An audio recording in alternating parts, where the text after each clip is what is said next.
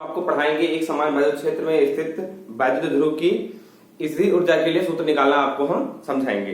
तो यहाँ पर आपके पास मतलब आपका इंग्लिश में जो हेडिंग होगी वो क्या हो जाएगी, इलेक्ट्रिक पोटेंशियल एनर्जी, ठीक है, वैद्युत स्थिर ऊर्जा, ठीक है, due to a electric dipole placed in a uniform electric field. एक समान वैद्युत क्षेत्र में मतलब यूनिफॉर्म इलेक्ट्रिक फील्ड में अगर कोई हमारा क्या है इलेक्ट्रिक डायपोल रखा हुआ है तो उसके ऊपर कितना स्थिर ऊर्जा जनरेट होगी, मतलब कितना आपका इलेक्ट्रिक पोटेंशियल एनर्जी जनरेट होगी, ये निकालना आपको हम समझाएंगे। तो सबसे पहले आप समझेंगे, ये मान लेंगे कि ये हमारा क्या है एक वैद्युत क्षेत्र है और इसके अंदर हमारा क्या है एक रखा हुआ है डायपोल, मतलब इसके अंदर रखा हुआ है एक द्विध्रुव। ये आपका माइनस क्यू चार्ज हो गया और ये आपका प्लस क्यू चार्ज हो गया और इसके बीच की डिस्टेंस कितनी है आपकी, ये होती है आपकी 12। पहले आपको मानना हम बता चुके हैं, ठीक है।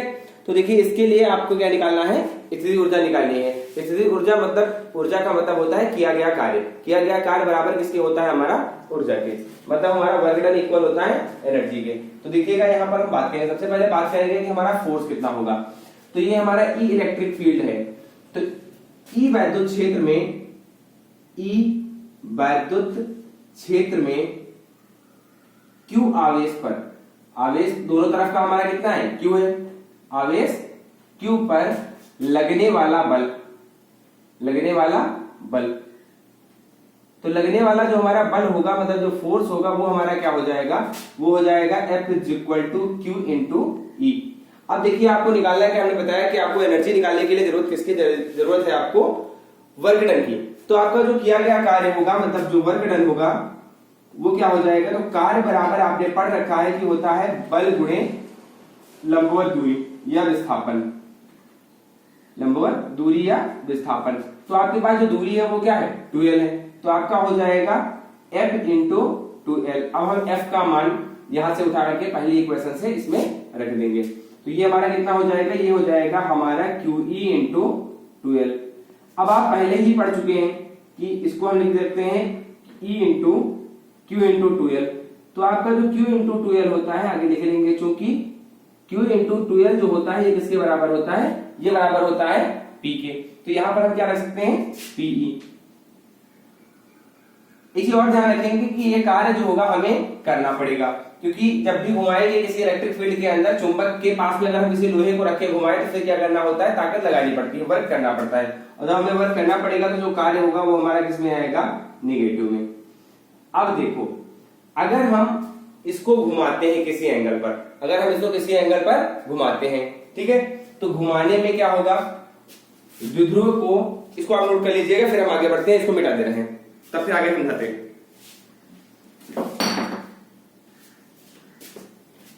अब देखो अगर द्विध्रुव को घुमाने में, अगर इसको हम घुमाएं तब फिर क्या होगा, तो द्विध्रुव को घुमाने में किया गया कार्य क्या हो जाएगा, द्विध्रुव को घुमाने में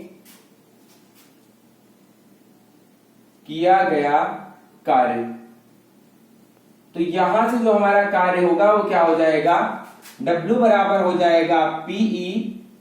वैसे था हमारा केवल माइनस का P, वहां पर हमारा एंगल होगा, तो एंगल हमारे पास दो होंगे, एक तो हमारा जो बाद में हो जाएगा और एक होगा पहले, वो भी एंगल हमारे आता है cos के साथ। अब मान लीजिए हमारा पहला एंगल θ1 है और बाद में हमारा एंगल क्या हो गया, θ2, तो हम किस में ले लेंगे, cos में, तो हो जाएगा cos θ1 माइनस cos θ2। बात समझ में आ गई, जहां पर आपका θ1 पहला एंगल है और θ2 दूसरा एंगल है। लेकिन एक बात आपको और ध्यान रखनी है, ठीक है, वो क्या, वो ये है कि आपके पास जो आपका आएगा, अगर आपका θ1, यदि θ1 की वैल्यू जो है वो आपकी क्या है, 0 डिग्री है, तो θ2 आपका अकेला बच जाएगा, तो वो क्या हो जाएगा, θ के बराबर। तो आपका जो W हो जाएगा वो क्या हो जाएगा, PE, और ब्रैकेट में आ जाएगा आपका cos 0 माइनस cos θ। तो आपका W जो आएगा वो आ जाएगा आपका PE, और cos 0 का मान होता है 1 माइनस क्या हो जाएगा, cos θ। ये हो गया आपका अगर थीटा कोण घुमाएंगे तो उसके लिए, समझ में आ गया। तो आप इसको नोट कर लेंगे, ठीक है, नोट कर लीजिएगा अपनी कॉपी में, ठीक है। तो आगे बढ़ते हैं, इसके बाद कुछ और भी बताना है। अब हम आपको क्या बताएंगे, अब आपको हम पढ़ाएंगे आगे दूसरा, तो दूसरा आपका क्या हो जाएगा,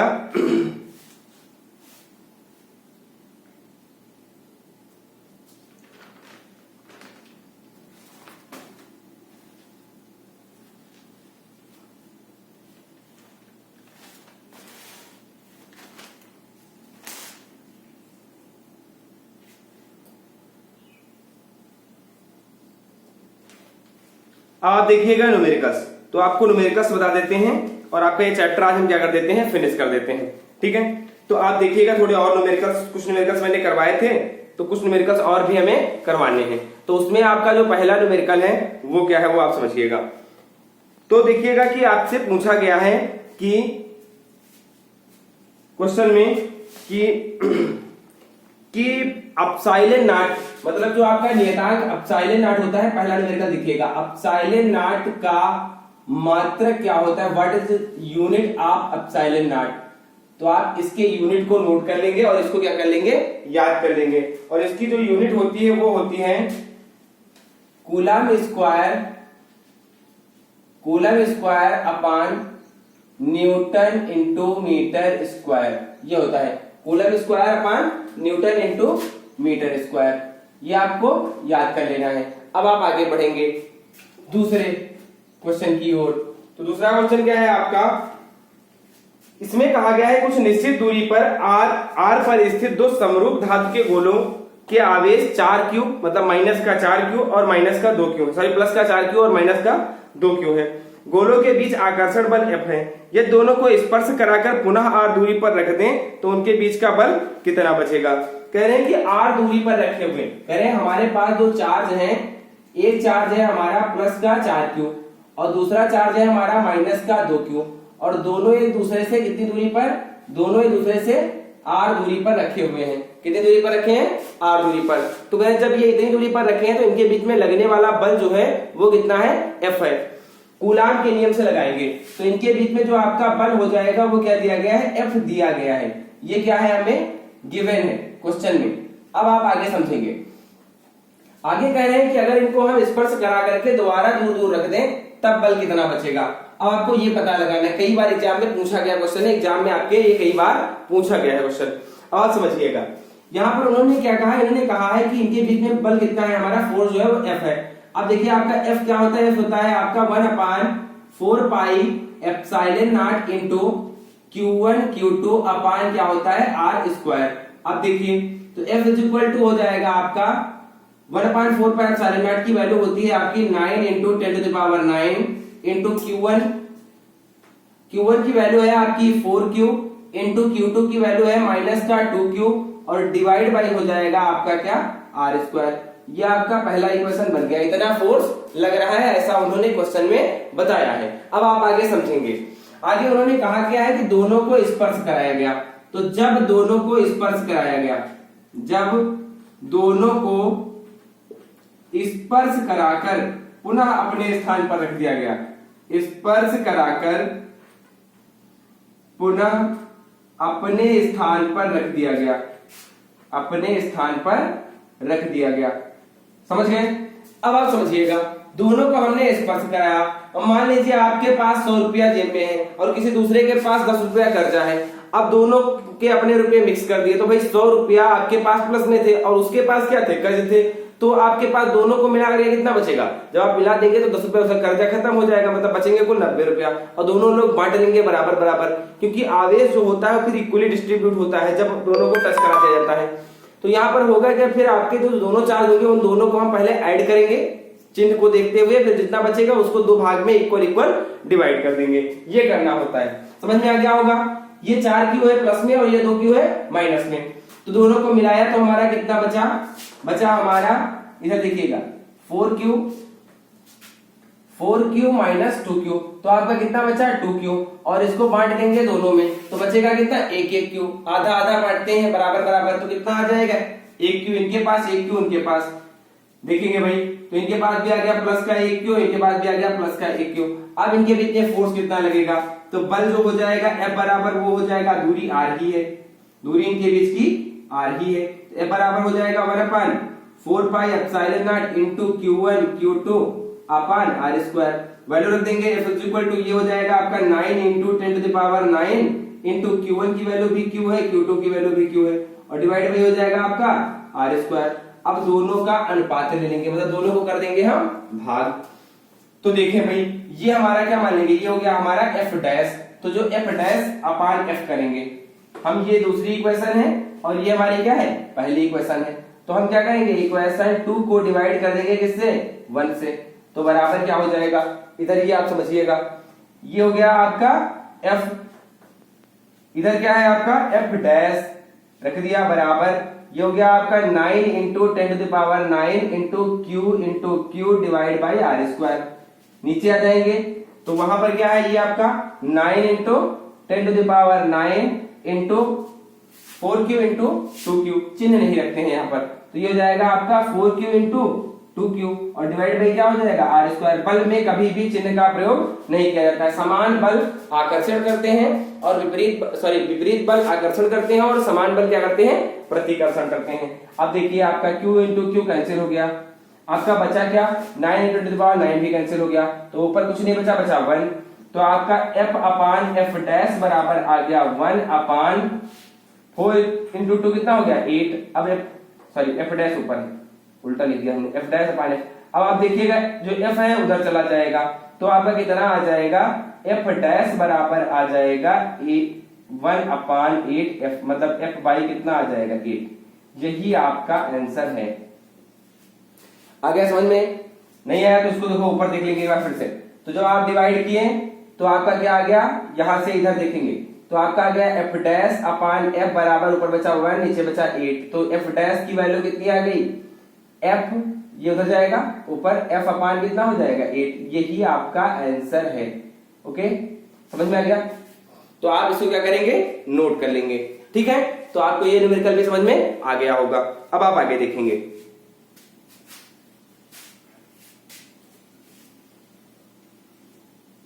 एक ऐसा ही क्वेश्चन मैं आपको दे रहा हूं जिसको आपको करके हमें भेजना है। तो वो क्वेश्चन क्या है वो आप समझिएगा। ठीक है, आपके लिए एक होमवर्क है क्वेश्चन, वो आपको करके हमें क्या करना है, सेंड करना है। क्वेश्चन क्या है कि दो आवेश माइनस का 8 क्यूब तथा प्लस का 2 क्यूब एक दूसरे से r दूरी पर स्थित है, r दूरी पर स्थित है। ऐसे ही वाला क्वेश्चन था, स्थित है तो इनके बीच बल F है। जब इन दोनों को स्पर्श कराकर पुनः अपने स्थान पर रख दिया गया तो अपने स्थान पर रख दिया गया तो इनके बीच का बल पहले का कितना होगा यह आपको बताना है। ठीक है, तो आप इसे हमें करके दिखाएंगे। ठीक है, ये आपके लिए क्वेश्चन है, इसको देख लीजिएगा और फिर हमें करके दिखाइएगा। आपको टाइम है आपके पास, आप इसको कर लीजिएगा। ठीक है, तो अब बढ़ते हैं हम आगे। अब आप आगे देखिएगा, इसके बाद अगला जो आपका क्वेश्चन है उसमें उन्होंने कहा है कि दो समान आवेश क्यू को जोड़ने वाली रेखा के मध्य बिंदु पर आवेश क्यू डैश रख दिया जाता है। तो इन तीनों आवेशों का निकाय संतुलन में है, तो कह रहे क्यू डैश का मान कितना होगा। कह रहे दो आवेश पहले से थे। बात समझिएगा, उन्होंने क्या कहा है, उन्होंने कहा है कि दो आवेश क्यू और क्यू क्या थे, संतुलन में थे, संतुलन की अवस्था में थे। सॉरी, पहले संतुलन में नहीं थे, क्यू और क्यू रखे हुए थे, और बाद में क्या किया गया, क्यू डैश को ला करके रख दिया गया इनके बीच में। तो यहां पर ला करके इसको रख दिए हैं, क्यू डैश को ला करके इनके बीच में रख दिया गया। तो कह रहे हैं कि ये तीनों आवेशों का निकाय संतुलन में हो तो क्यू डैश का मान बताना है आपको। क्यू डैश कितना होगा कि ये संतुलन में रहे, मतलब ये इक्वल डिस्ट्रीब्यूट रहे। तो आप समझिएगा इसके लिए आपको क्या समझना है, ठीक है। तो आपके पास जो क्यू डैश की वैल्यू होगी वो कितनी होगी ये आपको बतानी है संतुलन के लिए। तो संतुलन की अवस्था में होगा क्या, संतुलन की अवस्था में मतलब इनके और इनके बीच लगने वाला बल और इनके और इनके बीच में लगने वाला बल, ठीक है। तो इन दोनों के बीच में जो लगने वाला बल होगा, ठीक है, वो क्या होगा हमारा बराबर होगा, मतलब इक्वल फोर्स लगेगा दोनों के बीच में, ठीक है। तो ये कब होगा, ये तीनों संतुलन में तभी आएंगे जब हमारा क्यू डैश का मान जो होगा, क्यू डैश का मान कितना होगा, वो हमारे इन दोनों आवेशों का, दोनों आवेश इक्वल है ना, बराबर है, इसलिए इनका क्या होना चाहिए 1/4 होना चाहिए, तभी संतुलन की अवस्था में आएगा। 1 नंबर का क्वेश्चन था, आप इसको ध्यान दीजिएगा। अब आगे अगला क्वेश्चन बताते हैं।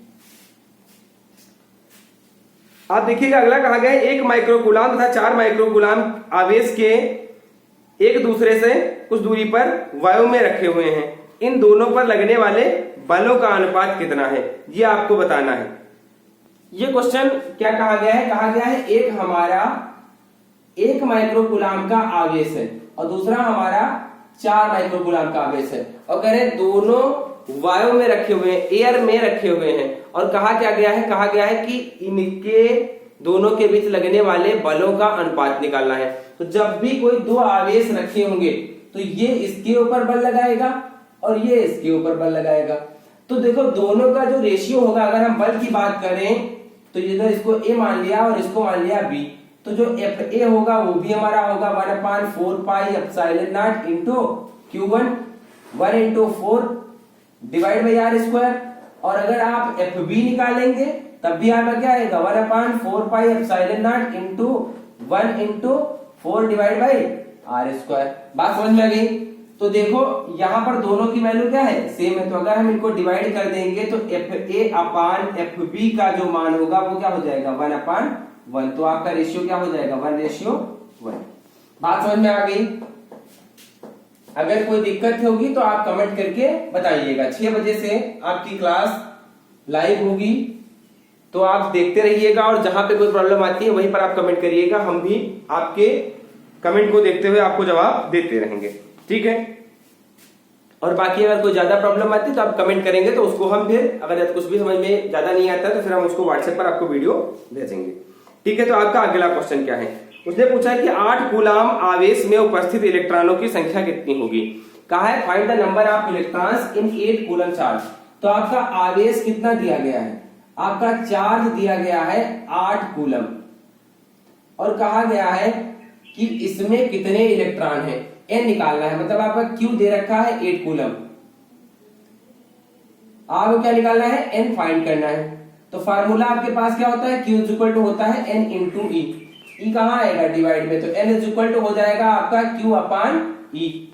अब आप समझिएगा क्यू का मान दिया है 8, डिवाइड कर देंगे ई से, ई का मान होता है 1.6 × 10⁻19।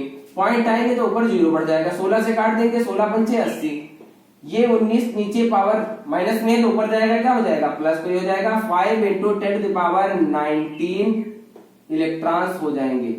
बात समझ में आ गई होगी आपको कि हम क्या बताना चाह रहे हैं। अब आप आगे अगला क्वेश्चन देखिएगा, इसको भी नोट कर लीजिएगा, ठीक है।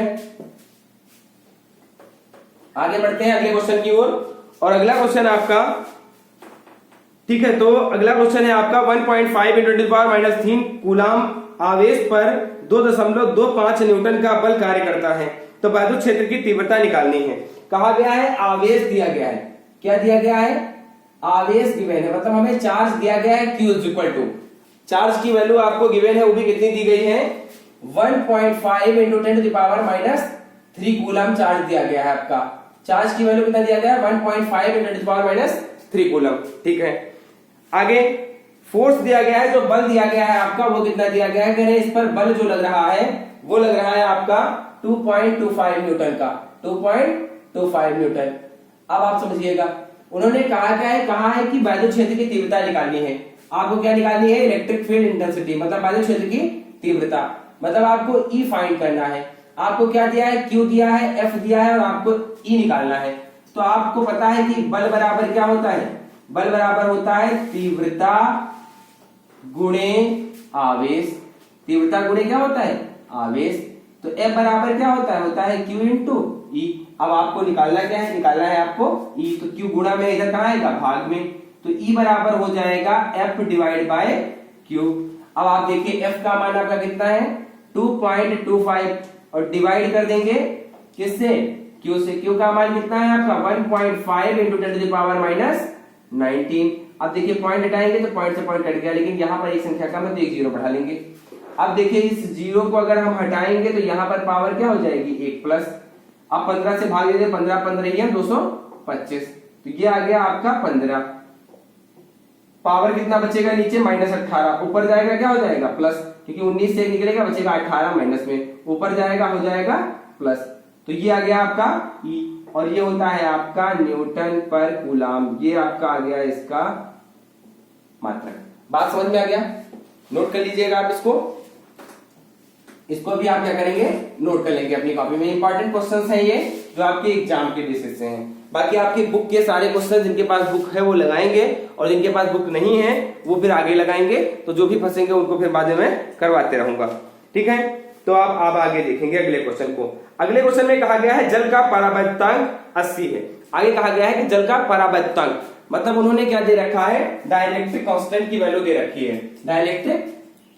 Dielectric constant of water is 80। उन्होंने कहा है कि जल का परावर्तनांक डाइलेक्ट्रिक कांस्टेंट बोलते हैं। तो परावर्तनांक जो होता है इसको लिखते हैं के से। के दिया गया है आपका 80 और कहा गया है आपको निकालना क्या है, आपको निकालना है निर्वात की विद्युतशीलता। आपको क्या निकालना है, आपको निकालना है निर्वात की वैद्युत, ये आपको दे रखा है कि हाँ निर्वात की वैद्युतशीलता आपको निकालनी है। वैद्युतशीलता की वैल्यू आपको निकालनी है, वैद्युतशीलता की वैल्यू आपको निकालनी है। वैद्युतशीलता मतलब आपको निकालना है अपसाइलन की वैल्यू, अपसाइलन की वैल्यू आपको फाइंड करनी है। तो यहाँ आपको एक फार्मूला याद करना है जो कि फार्मूला अभी आपके इस चैप्टर में नहीं है, वो आगे आपको बताएंगे कहां से ये लिया गया है। तो फिलहाल अभी इस क्वेश्चन को केवल समझना है आपको। तो यहाँ से आपका फार्मूला होता है K equal to epsilon upon epsilon naught. Epsilon naught मतलब होता है, ये होता है निर्वात की वैद्युतशीलता। ये क्या होती है, निर्वात की वैद्युतशीलता। और जो आपका ये है इसी को कहते हैं वैद्युतशीलता। जो उन्होंने पूछा है ये किसी माध्यम की वैद्युतशीलता है, ये किसी माध्यम की वैद्युतशीलता है और K का मान दे रखा है। बात समझ में आ गई होगी आपको हम क्या समझाना चाह रहे हैं। K की वैल्यू दे रखी है 80 बराबर अपसाइलन बटे अपसाइलन नॉट की वैल्यू हमने आपको पहले बताई हुई है। निर्वात की वैद्युतशीलता होती है 8.85 into 10 to the power minus 12। देखिए ये आपके कांस्टेंट्स हैं और इसकी वैल्यू जो होती है पेपर में लास्ट में लिख के आती है। अगर नहीं लिख के आए तो वैसे भी आपको याद हो जाएगी, परेशान होने की जरूरत नहीं है। तो आप समझेंगे 80 बराबर हो जाएगा epsilon upon 8.85 into 10 to the power minus 12। अब देखिए डिवाइड में इधर किसमें आएगा, मल्टीप्लाई में। हम गुणा कर देते हैं तो पहले जीरो लगा लें। 8 पंचे 40 का जीरो हासिल आ गया 4, 8 है 64 4 68 के 8 हासिल आ गए 6, 8 है 64 और 6 कितना हो गया 70। ये आ गया आपका। अब आप देखिए 1 और 2 के बाद दशमलव लगा है, तो 1 और 2 के बाद क्या लगा देंगे दशमलव, इनटू 10 टू द पावर कितना है माइनस का 12 बराबर क्या आ गया अपसाइलन। मतलब जो अपसाइलन की वैल्यू आई 1 और 2 इधर बढ़ जाएंगे तो पावर प्लस में 2 हो जाएगी, तो आ जाएगा 7.08 into 10 to the power minus 12 plus 2। तो आपका बचेगा क्या, 12 से 2 निकल जाएगा, बचेगा आपका माइनस का 10। तो अपसाइलन की वैल्यू आ जाएगी 7.08 into 10 to the power minus 10। ये आपकी वैल्यू निकल के आ गई। बात समझ में आ गई। तो आप क्या करेंगे, इसको नोट करेंगे। और आज के लिए इतना ही, ये आपकी क्लास यहीं पर खत्म होती है, ठीक है। तो बाकी मिलते हैं आपको अगली क्लास में कल।